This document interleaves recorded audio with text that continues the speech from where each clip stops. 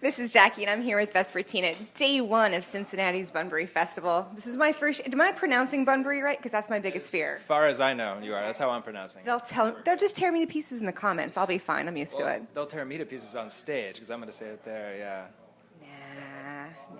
Nah. You recently released your EP, "The Hype Is Dead."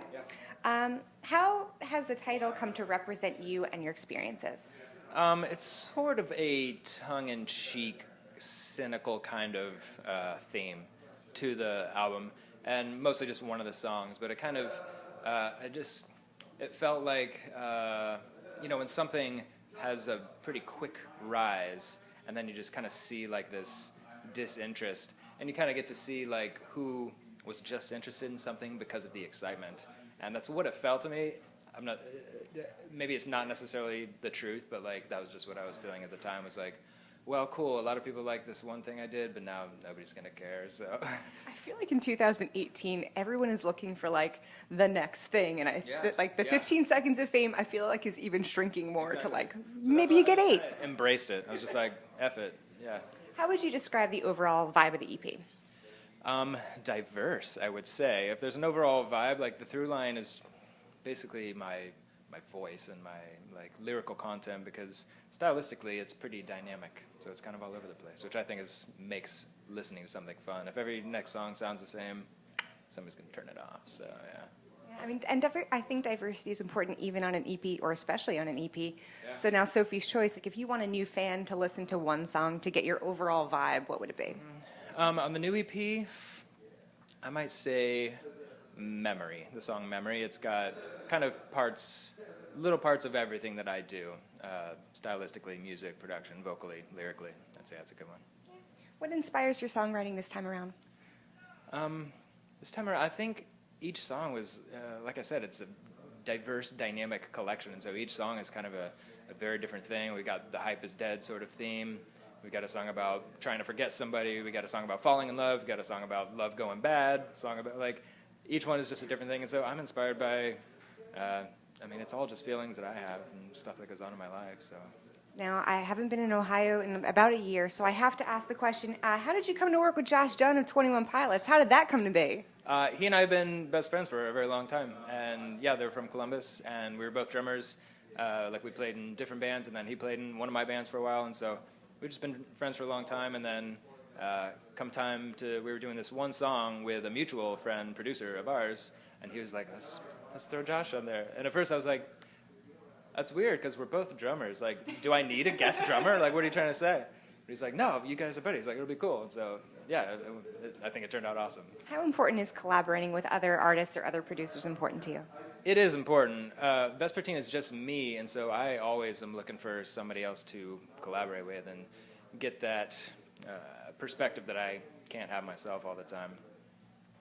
How do you bring tracks on the EP to life in a live performance, and how does it differ from the recorded process? I think for this EP, I'm still figuring it out because it just came out, and I've only played like 2 shows since it's been out. So as far as the new songs, I'm still feeling it out, which is kind of a fun part to just be like, I like the unknown and the vulnerability and the anything can happen kind of feeling. So that's kind of where I'm at with these new songs and playing them live. It's fun.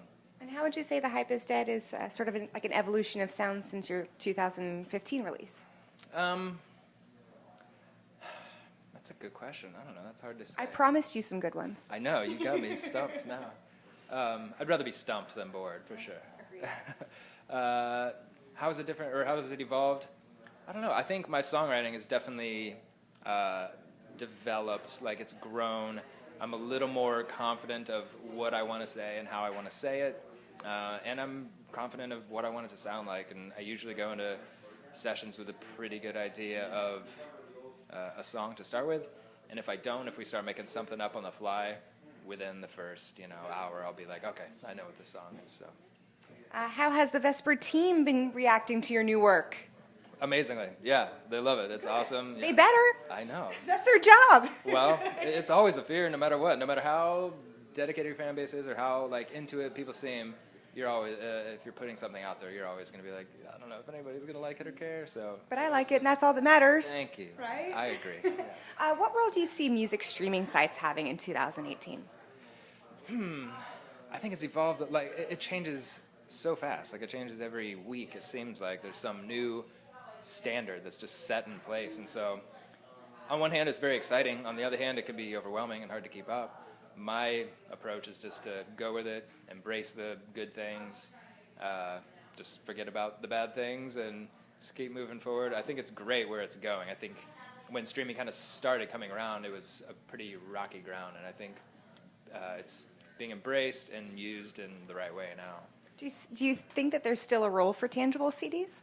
Yeah, for sure. I mean, I may not think that if I wasn't like the one selling them, and so I sell lots of vinyl and lots of physical CDs, and I think people, of course, I'm sure every band says this, but yeah, people do still want like a thing to have and hold, and you just can't do that when it's just on your phone or whatever. So yeah, people love it, and doing all like the artwork myself and stuff, that makes me appreciate it even more, because I'm able to like put even more of my creativity into something and have it more appreciated. So speaking of creativity, what role do you see music videos having when there's no longer a channel like back in the day that used to play them?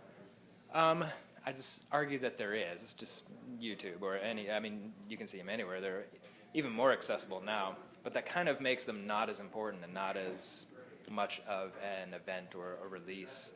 People put, tons out every day now, and it used to be like, there's a new video from somebody. Yeah, MTV used to be like the world premiere of... Yeah, it was much more of a thing, and so in a way, along with music, it's cool because it's kind of an equalizer. Like the internet, it kind of levels the playing field, and so if you want something to stand out, you have to work a lot harder at it, and so, yeah. Well, speaking of hard work, how do you go about choosing your set list for Bunbury? I have to whittle it down because honestly, I've been playing headlining shows. I've done very few support shows in my whole time as Vespertine, and so those sets are always like, when I've just had 6 songs of hers, it was like, we got to pad this up and like stretch it out. And now I have, I don't know, 13, 14, 15 songs. And so for a show like this, we have half hour, so we're like trimming down. And it's cool. It's cool to be like, okay, I have like a decent little catalog now that I can kind of pick and choose just the ones that I think would go over best with people that I'd say most everybody does not know who I am. So I get to like make an impression. So that goes into picking them, yeah. So what's up next for you after Bunbury? I'm working on new music already, just in hopes to have something ready for the fall. But we are playing a few more festivals over the summer, and then doing some fall support tours. Yeah. Well, stay tuned for much more from Vespertine. This is Jackie. Thanks to Chorus FM and In the Key of Change.